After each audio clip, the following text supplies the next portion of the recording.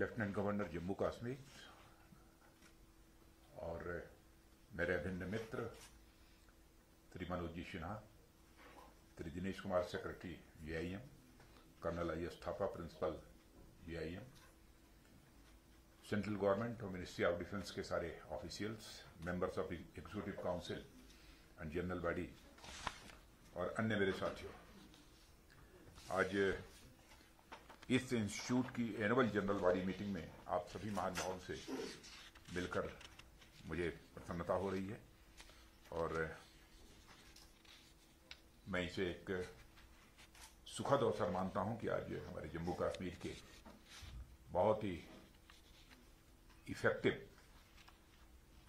और इनको कहा जाए कि मोस्ट डूअर ऐसे लेफ्टिनेंट गवर्नर और मेरे मित्र श्री मनोज जी सिन्हा भी यहाँ पर मौजूद हैं। मुझे बताया गया है कि यह इंस्टीट्यूट हमारे देश में माउंटेनियरिंग एंड विंटर स्पोर्ट्स के क्षेत्र में एक यंगेस्ट इंस्टीट्यूट है।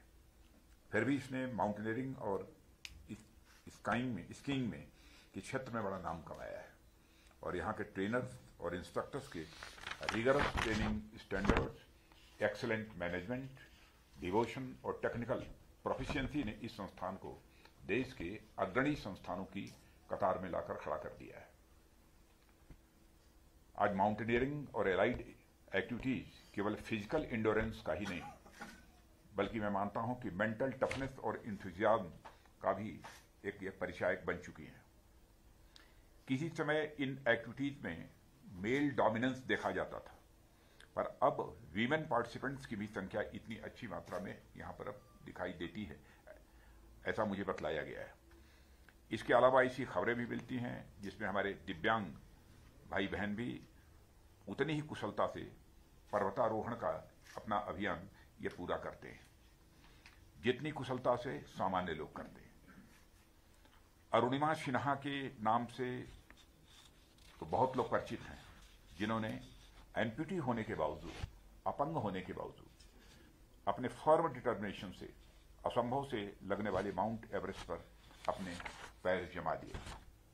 ऐसे में ये बहुत ही महत्वपूर्ण है कि संस्थान में सभी ट्रेनिंग प्रोग्राम्स ओवर सब्सक्राइब्ड हैं और यह इस इंस्टीट्यूशन की कॉम्पिटेंस और स्टैंडर्ड को स्वयं यह परिलक्षित करता है। और मुझे जानकर अच्छा लगा कि इस इंस्टीट्यूट ने NIM उत्तरकाशी के साथ संयुक्त रूप से माउंट एवरेस्ट के एक्सपेडिशन में भाग लिया और मैं इस अवसर पर JIM के उन तीनों इंस्ट्रक्टर्स को अपनी ओर से बधाई देता हूं जिन्होंने माउंट एवरेस्ट की चोटी तक पहुंचने में कामयाबी हासिल की है। और मुझे यह भी सूचित किया गया है कि साउथ फेस से एवरेस्ट की चोटी पर पहुंचने वाली यंगेस्ट विमेन सुश्री शिवांगी इसी प्रेस्टिजियस इंस्टीट्यूट द्वारा उन्होंने ट्रेनिंग हासिल की है। सुश्री भवानी, जिन्होंने JIM से ट्रेनिंग प्राप्त किया था, ने गुलमर्ग में आयोजित national cross country skilling championship 2022 में कर्नाटक का प्रतिनिधित्व करते हुए 1.5 किलोमीटर, 10 किलोमीटर और 5 किलोमीटर में एक स्वर्ण पदक और 2 रजत पदक जीते। इसी तरह दूसरी जिया आर्यन, जिन्होंने 2022 में लाहौल में आयोजित अंडर 16 स्कीइंग चैंपियनशिप में गोल्ड मेडल भी जीता और इन्होंने भी JIM से प्रशिक्षण प्राप्त किया था। ये सभी न केवल इंस्टीट्यूट के बल्कि हमारे देश के एक रत्न हैं, हम सभी ऐसा मानते हैं। और मुझे बताया गया है कि इन सभी लोगों ने माउंटेनियरिंग से जुड़े इथिक्स, डिसिप्लिन और ट्रेडिशनल वैल्यूज को तो आत्मसात किया ही है, साथ ही मॉडर्न टेक्नोलॉजी का भी बेहतर प्रयोग कर अपने अभियान सफलतापूर्वक पूरे किए हैं। और प्रसन्नता का विषय मैं इसे कहता हूं और इसलिए मैं कहता हूं क्योंकि माउंटेनियरिंग से जुड़े इथिक्स एक ओर माउंटेनियर्स को मानवता और भाईचारा का पाठ पढ़ाते हैं, वहीं दूसरी ओर हमारे एनवायरनमेंट को कैसे सुरक्षित रखा जाए इसकी भी हमें शिक्षा देते हैं। आज दुनिया भर में पर्यावरण को लेकर जितनी चिंताएं देखी जा रही हैं, पहले उतनी कभी नहीं देखी गई। और यह कारण नहीं है कि हमारी संस्कृति में पहाड़ों, नदियों और पेड़ पौधों को देवत्व की दृष्टि से देखा गया और उन्हें अपना सहचर भी माना गया है। हिमालय पर्वत को किस तरह भगवान शिव और पार्वती से जोड़ा गया है, आप सभी इससे अच्छी तरह परिचित हैं।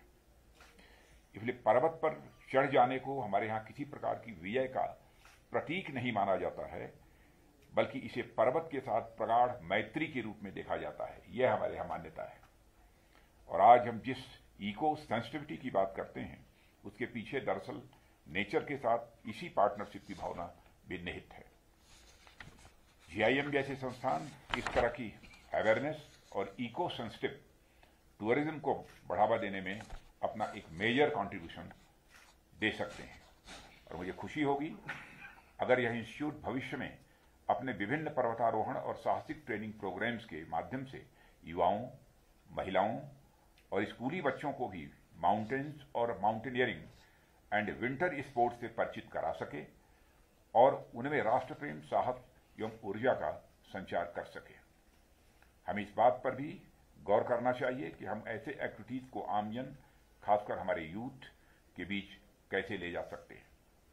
ऐसी एक्टिविटीज को उनके बीच ले जाकर हम उनकी लोकप्रियता तो बढ़ा ही सकते हैं, साथ ही इससे जुड़ी एम्प्लॉयमेंट अपॉर्चुनिटीज भी जनरेट कर सकते हैं और लोकल इकोनॉमी को भी बढ़ावा दे सकते हैं। और इसके अलावा लोकल कम्युनिटी की सहभागिता बढ़ाने और उनके कल्चर, उनकी वे ऑफ लाइफ से जुड़ने का भी यह एक अच्छा अवसर हमें दे सकता है। हमारा प्रयास होना चाहिए कि स्थानीय लोग हमारे लिए बस एक शेरपा ही न हो, बल्कि वे राष्ट्रीय सांस्कृतिक एकता में हमारे सहभागी भी हों। मैं ऐसा करता हूं कि आप सब इस पर भी विचार करेंगे और देश सेवा में अपने योगदान को बढ़ाने का प्रयास करेंगे। इस संबंध में एक दो और बातें मेरे दिमाग में जो आती हैं, जिनकी मैं यहाँ पर चर्चा करना चाहूँगा। हमारी सरकार अपने विभिन्न क्रियाकलापों में निजी क्षेत्र के साथ सहयोग की ओर तेजी से आगे बढ़ रही है। आज रक्षा सामानों के लिए रिसर्च एंड डेवलपमेंट और प्रोडक्शन तक सरकार को किसी निजी क्षेत्र का भरपूर सहयोग मिल रहा है और यह दोनों के लिए यह फायदेमंद भी साबित हो रहा है। मित्रों, कई बार देखा जाता है कि प्राइवेट सेक्टर में कई ऐसी टेक्नोलॉजी, ऐसे एक्सपर्टीज और इनोवेशन होते हैं जो पब्लिक सेक्टर में नहीं उपलब्ध हो पाते हैं। ऐसे में संस्थान को और आगे बढ़ाने के लिए क्या हम प्राइवेट सेक्टर से सहयोग प्राप्त करने, उनके साथ मिलकर कोई ट्रेनिंग प्रोग्राम शुरू कर सकते हैं क्या? मैं समझता हूं कि इस पर भी हम सबको विचार करना चाहिए और यह कदम भी हमारे नागरिकों को माउंटेनियरिंग जैसी एक्टिविटीज से जोड़ने और स्थानीय समृद्धि के लिए सहायक होगा, ऐसा मेरा विश्वास है। मित्रों, रक्षा मंत्रालय के विभिन्न अंगों द्वारा आमजन को पहाड़ों, पहाड़ी क्षेत्रों और वहां की संस्कृति से जोड़ने के अनेक प्रयास हुए हैं और आगे भी होंगे और इस समय भी हो रहे हैं। आप में से कुछ लोगों को जानकारी होगी, कुछ समय पहले बॉर्डर रोड्स ऑर्गेनाइजेशन ने सुदूर क्षेत्रों में टूरिस्ट की एक बेसिक सुविधाओं के लिए जगह जगह BRO कैफे की भी व्यवस्था की है। कुछ कैफे को देखने का भी मुझे अवसर प्राप्त हुआ है और ये कैफे उन टूरिस्ट को दुर्गम क्षेत्रों से जुड़ने में मदद करेंगे जो सुविधाओं के अभाव में वहां नहीं जा पाते थे। अब इन इलाकों में भी टूरिस्ट के आवागमन को बढ़ावा मिलेगा और इन क्षेत्रों की स्थिति में भी सुधार आएगा, ऐसा मेरा विश्वास है। पहाड़ी और मैदानी लोग आपस में मिलेंगे, एक दूसरे को जानेंगे, एक दूसरे को समझेंगे, तो उनके अंदर राष्ट्रीय एकता की भावना स्वाभाविक रूप से पैदा होगी। कहना मैं ये चाहता हूं कि बॉर्डर एरियाज की सुरक्षा और समृद्धि, सिक्योरिटी और प्रॉस्पेरिटी दोनों के लिए सरकार द्वारा बड़े स्तर पर प्रयास किए जा रहे हैं, जिसमें आपकी GIM और इस तरह के इंस्टीट्यूट्स अपनी बहुत ही महत्वपूर्ण भूमिका का निर्वाह कर सकते हैं।